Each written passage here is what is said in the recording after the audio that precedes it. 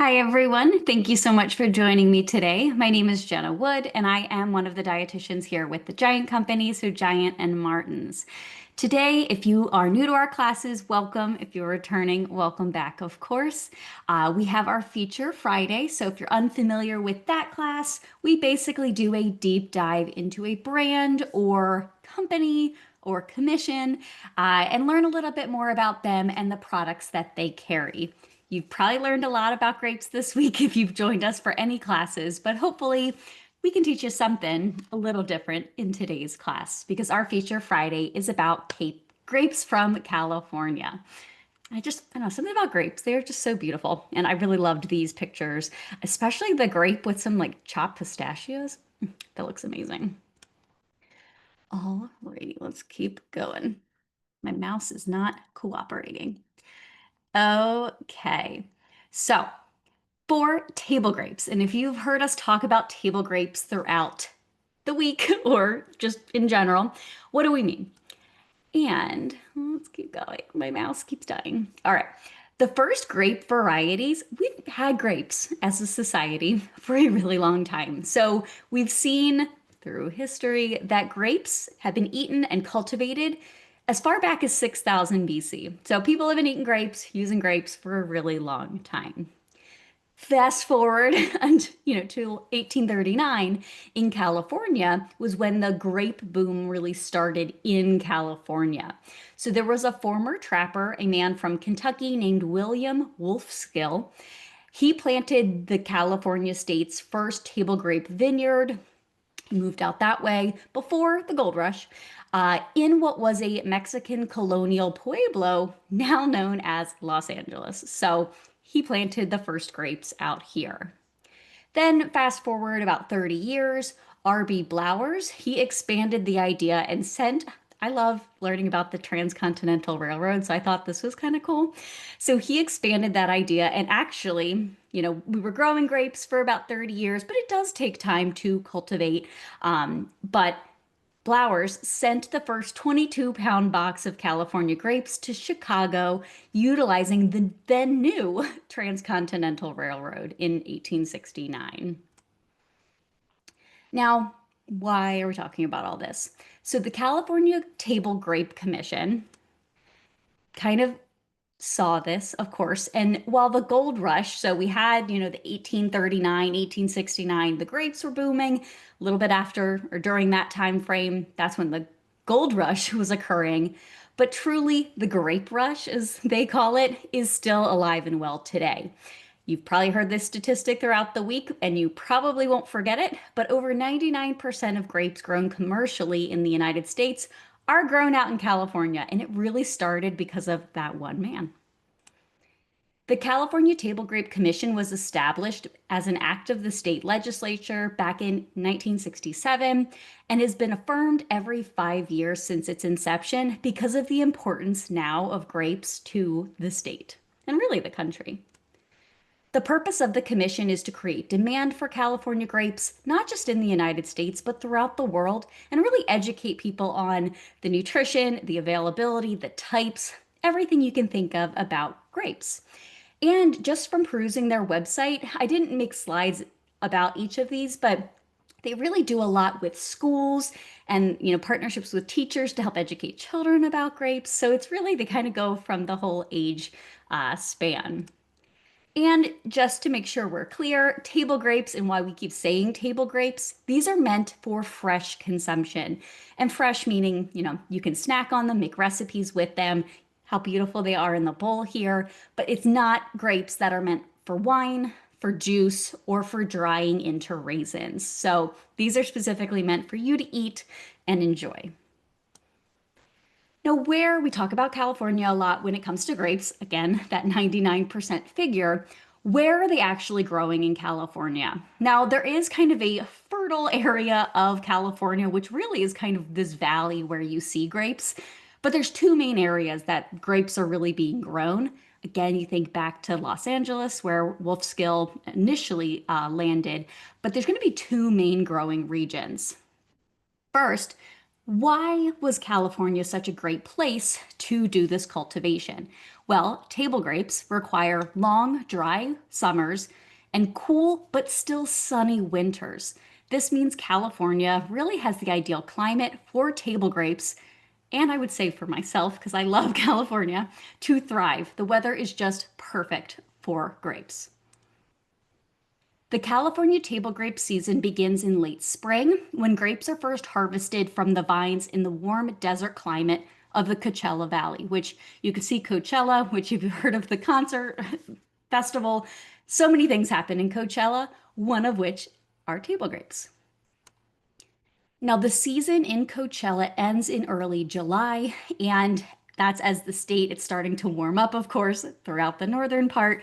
And you'll start to see grape harvest in the I can never say Joaquin, like Joaquin Phoenix, it's not a hard word to say, but the San Joaquin Valley. And that often continues through December. So truly, we're still growing. I say we as if I'm a part of this at all, but grapes are being grown still to this day, typically through December in that northern valley that you see here.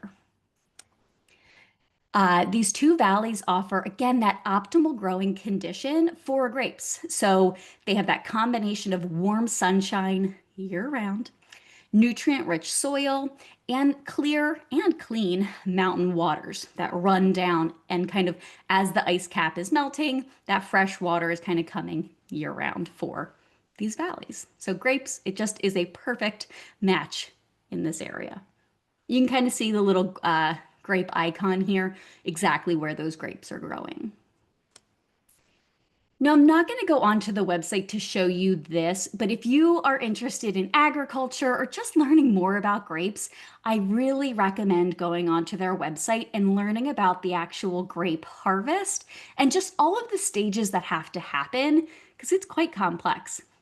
So I have two links at the bottom. The one on the right side, the annual grapevine cycle, takes you through the dormancy and the pruning that has to happen, the bud break, the flowering, the berry development, because grapes are technically berries. And you could see like the bunch that they grow on. So you really can kind of see, there's a video, it's like 50 seconds long, that is I can't remember what they're called, but it is 50 seconds long of the whole year cycle. And it's just so cool to see the grapes grow so quickly. So I highly recommend checking out this page and learning even more about grapes. But let us keep going and talking about different grape varieties, a little bit about nutrition, because I know we've talked about it throughout the other classes this week, and then our recipe. Now, there are over 80, over 90 possibly grape varieties that are grown out in California. This chart here is based on the 2022-23 variety report from the California Table Grape Commission, but you can really just see, again, this is just a snippet of all of the different varieties and the months that they are typically harvested in. From, of course, that beautiful red color, some black grapes like the Autumn Royal, and then the white or green grapes that you'll see kind of throughout.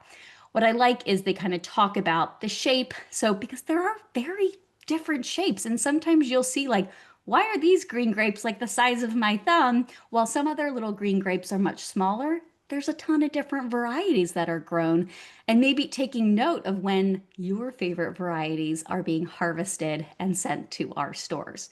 I love all grapes. I think they're all amazing. So I don't have a personal preference of any of these, but truly, I think it's really unique to see just how many varieties and different types are growing. And you'll see too, like, again, it kind of talks about size, shape, because some are cylindrical, some are elongated, like the Autumn Royal. And you'll even see those like longer grapes. Some do have seeds, others don't, or some have seeds that are so tiny that it's not like you need to dispose of it when you're eating. So again, just a really cool thing to look at. So let's touch on grape nutrition just a little, because again, I think we've talked about it a lot. Now, while green, black, and red grapes are all nutritious, I feel like as being a dietitian for over a decade now, I feel like I hear a lot about grapes being too sugary and they're not a good food to eat. And that could not be further from the truth. They all are very nutritious. However, the red and the black grapes, because of that color, that deep, darker color, you're going to have more of these phytochemicals, these antioxidants referred to as anthocyanins, which again are attributed to that darker color. Not to say green grapes are not nutritious, the red and black will just have more of these compounds. Additionally, all grape varieties are going to have polyphenols, another important antioxidant phytochemical that's found in every part of the grape. So the skin, the flesh, and even the seeds. Now, grapes are going to be our main natural dietary source of a compound called resveratrol, which often you'll hear about as why people recommend wine consumption because, oh, you'll get this antioxidant resveratrol. But we do know wine consumption comes with risks, unlike grape consumption. So you can still get this compound by consuming, especially those darker red, purpley grapes, because that's where a lot of that compound is going to be found in the skins, which is why grapes that are made into wine, just that process really does bring out a lot of them. But if you're eating those grape skins, you're going to be getting the compound as well. Now, grapes, and I think that's on the next slide, they can contribute to so many different aspects of our health, including heart health, immune function, healthy aging, lots of different pieces. Now, green grapes, which I really do love because I love tart foods. Again, I love red and black grapes too, but something unique about green grapes is that they can, kind of like a green apple, have that tart, crisp flavor. And they're perfect for snacking, salads, but also on like charcuterie boards, as are red grapes. However, red grapes tend to be sweeter and softer. So it really depends on kind of what texture and taste you're looking for. It could be great for desserts or for juicing or for whatever recipe you want. I do often use them interchangeably because I like the flavor and the texture of both. Now, I really like this chart here, and I'm not going to read through all of them, but I do have a link to the webpage on the California Grape website where you can see it, or I think it's a PDF. But you can learn more. However, I just think it's so unique, some of the studies they've done related to grape consumption and various health benefits. We already kind of talked about immune health, heart health, which I think maybe we already think about, but things like colon health and gut health, various compounds they found in grapes and grape consumption are leading to potentially protective benefits for our colon or our gut health. Grapes and diabetes. I will say a lot of people are worried about grapes because of the sugar, the naturally occurring sugar that's in there. However, you can see here, grapes actually have a low glycemic index, meaning they are less likely to cause a super high rise in your blood sugar. Granted, we're all unique people, and for you, that might not be true, but for most people, we found that grapes can be a perfectly nutritious part of even a diabetic diet. And for most diabetic diets or anybody in general, I tend to recommend not eating grapes or any carbohydrate alone. We tend to recommend pairing it with something that has a little protein or healthy fat anyway to get a more balanced medley of nutrients. And that happens to also keep your blood sugar a little more stable. So again, just tons of great health benefits and things that can come from grape consumption, regular grape consumption, I would say.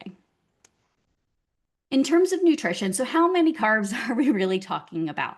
So the nutrition from like a macronutrient standpoint, like I talked about how the polyphenol and the resveratrol amount can vary because of the color difference, the actual carb amounts are going to be the same roughly for each variety.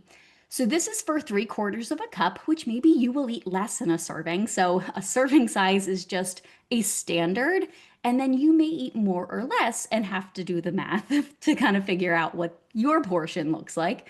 But for 3/4 of a cup, it's only 90 calories and only 23 grams of carbohydrates. That's really between 1 and 2 carb counts. If you're somebody who counts carbs, it's really not that high.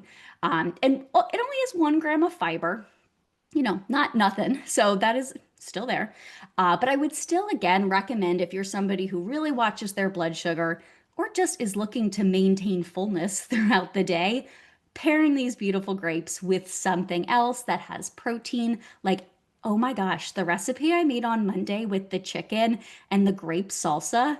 I ate it all week long for lunch. It was so delicious. I was shocked by how good it was. So pairing that, protein-rich chicken with the grape salsa, it is just a match so perfect because you have that protein and then the slightly higher carb food. So delicious. And then, of course, you see here, I think Charlotte might have talked about the vitamin K in grapes, which you might not have thought about, which is really important for blood and bone health. So, grapes are just this unique, wonderful product, which is so probably likely why it's been in our diets for, again, over what, 6,000, 8,000 years. So, they're just so great. Now, how can you know where your table grapes are coming from? Again, we talk about that 99%, so you can be pretty certain, but there are some things to look out for.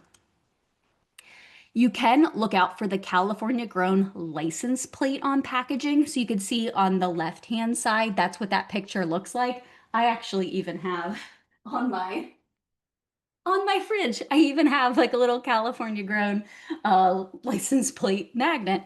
But you may see that on a package. Otherwise, you might see the beautiful, I love this logo, the grapes from California. It kind of looks like wood logo there. And I'm going to show you what my bags of grapes look like and what they have on it. So you might see that, or you'll see product of the USA or California. So it really can depend. If it says product of the USA, truly you are almost guaranteed that they've been grown in California. So again, it's safe to say they were likely California grown if it says product of the United States.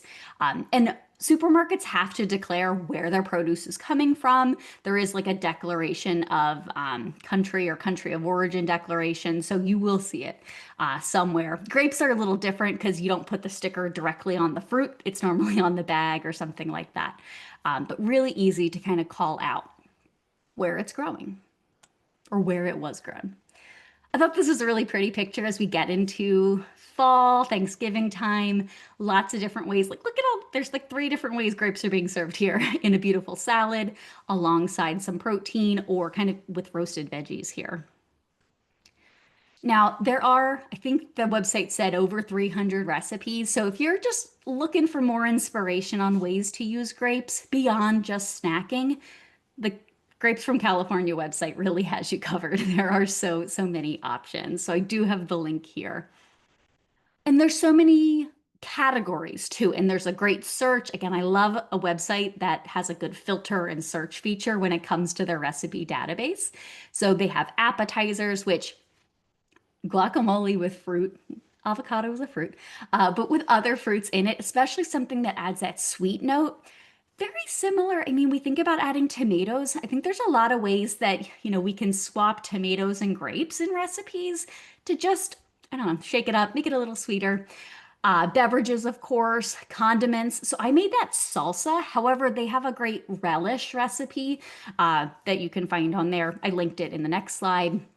Tons of desserts, of course, entrees, things like tacos and burgers, and a lot of great stuff.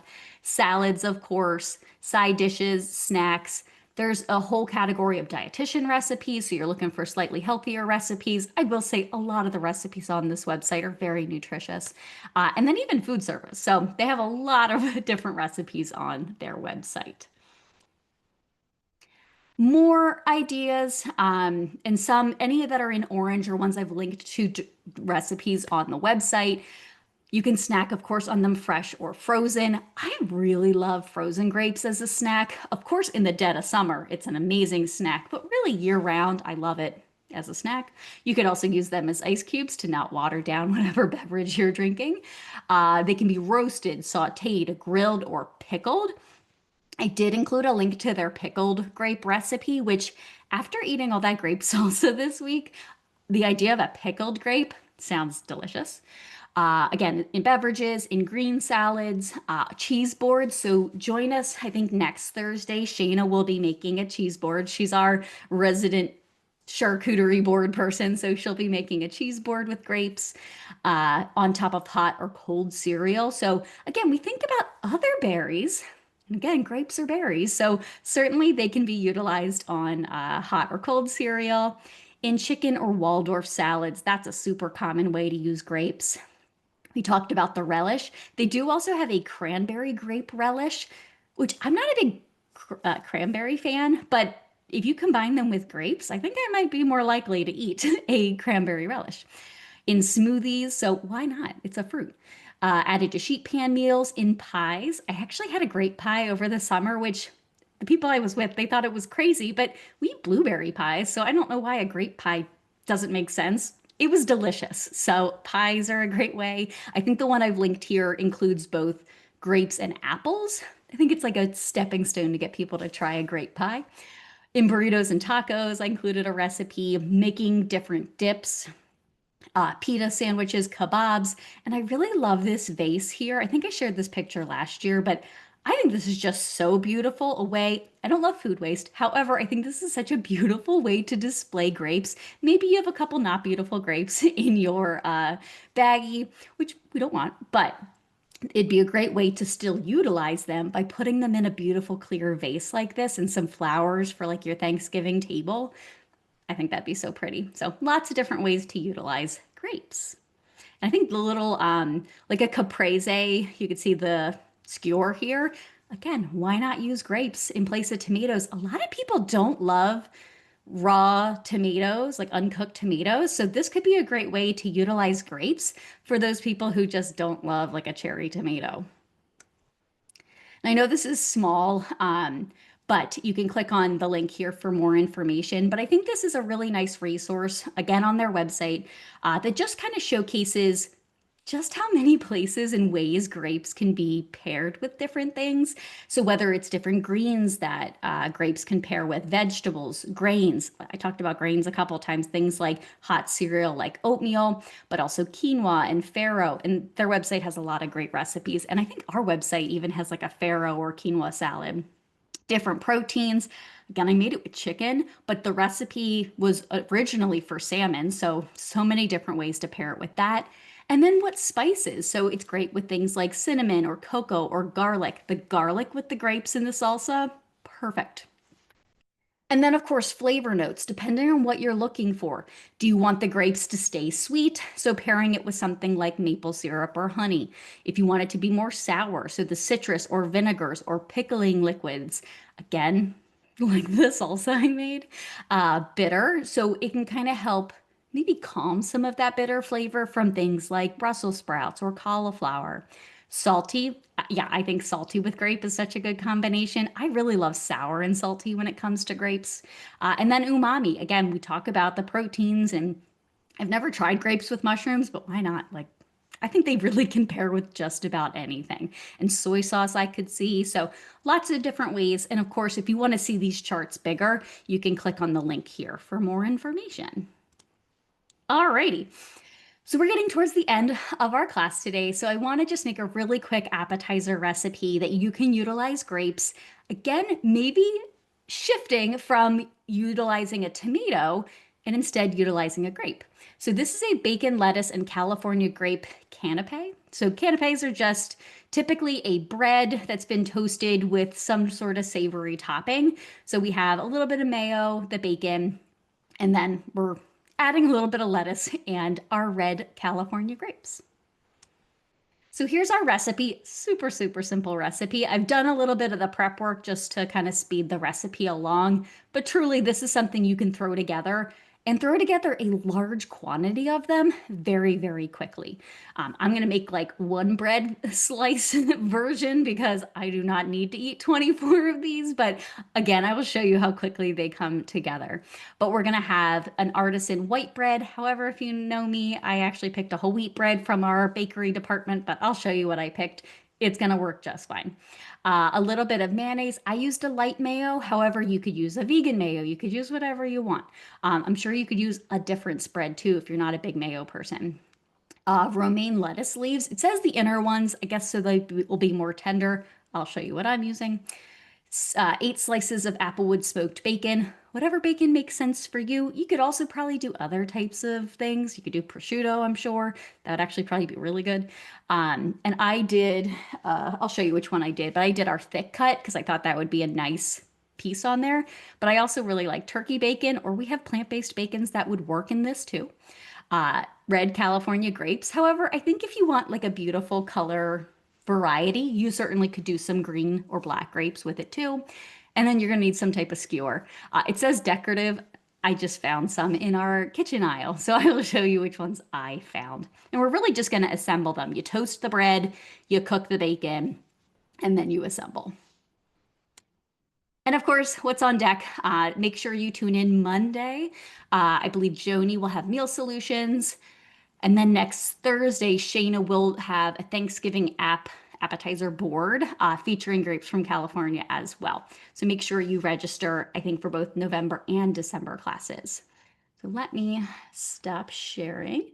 And I'm going to turn on my other camera. Let's see if I can reach it. Okay, let me add a spotlight here. All right, so you can see here what I have. I did toast the bread already. I wanted that to be cooled and already toasted. But let me just show you all of the ingredients I'm using today.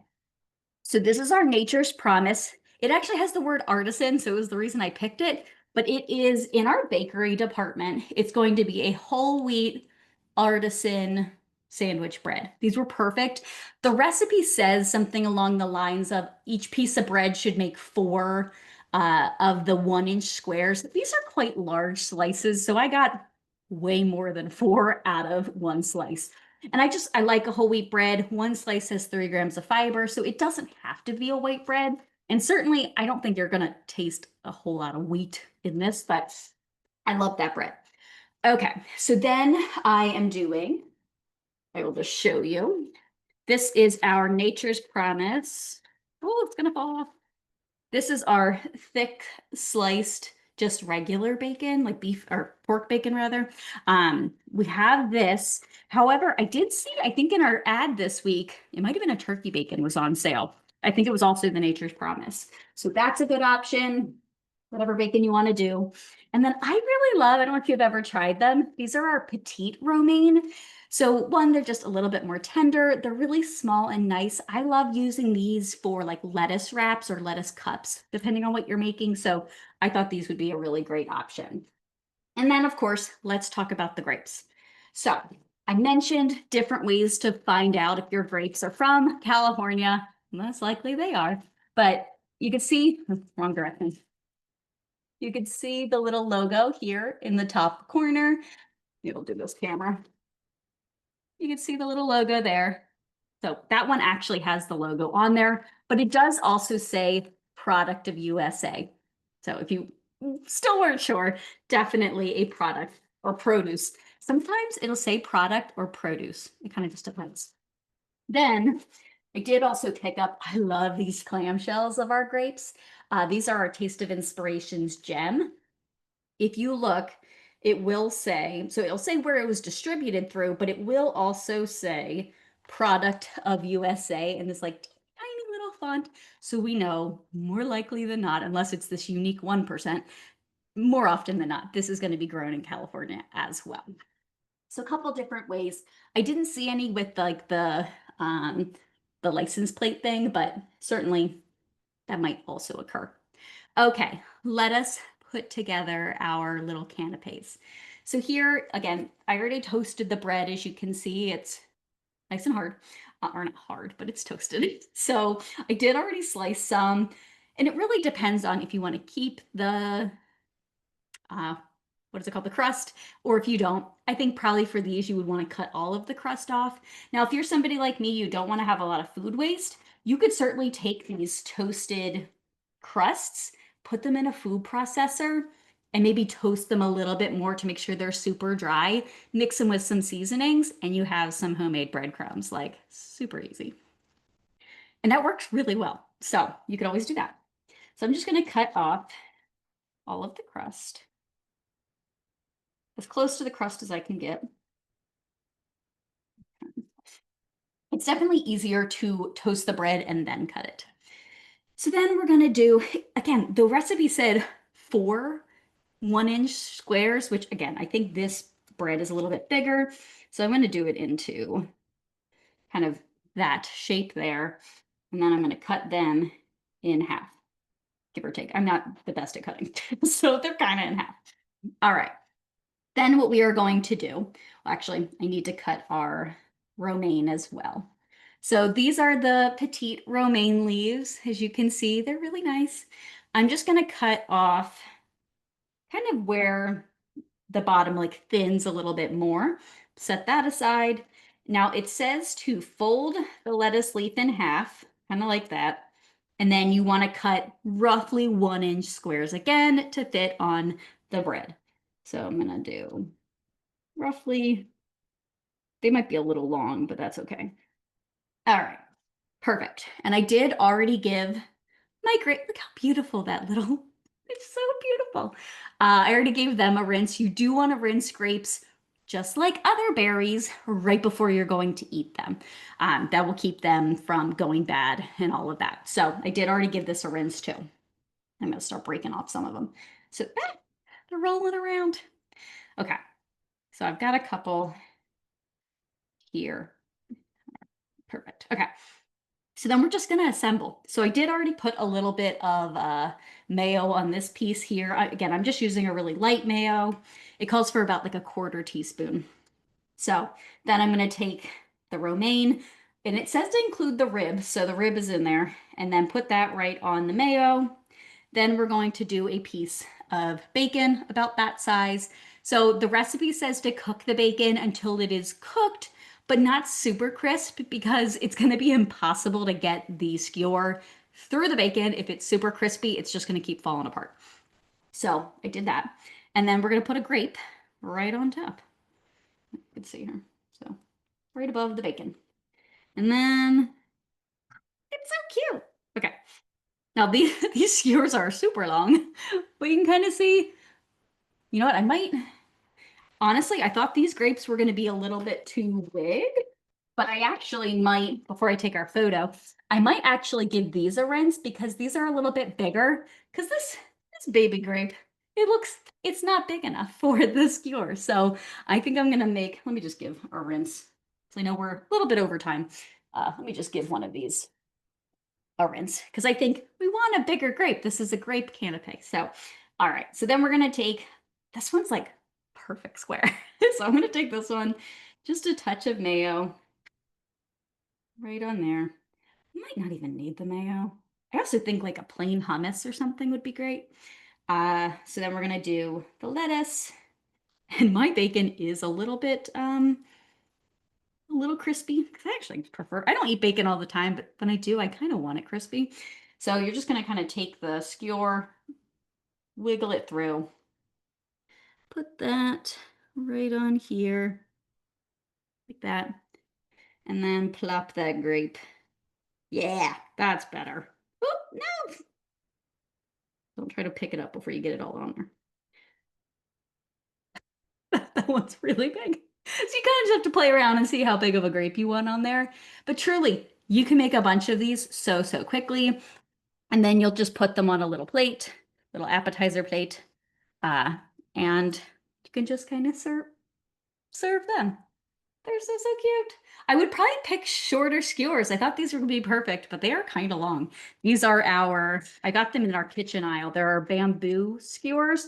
They're 3.75 inches. That's probably too big. I think a regular uh, toothpick would probably be more than fine. But yeah, oh, they're so cute. I love it. Awesome. Well, thank you so much for joining me today and learning even more about California grapes. And I hope you join us next week too to round out some more Thanksgiving inspiration when it comes to grapes. Hope you have a wonderful weekend. Thanks and take care.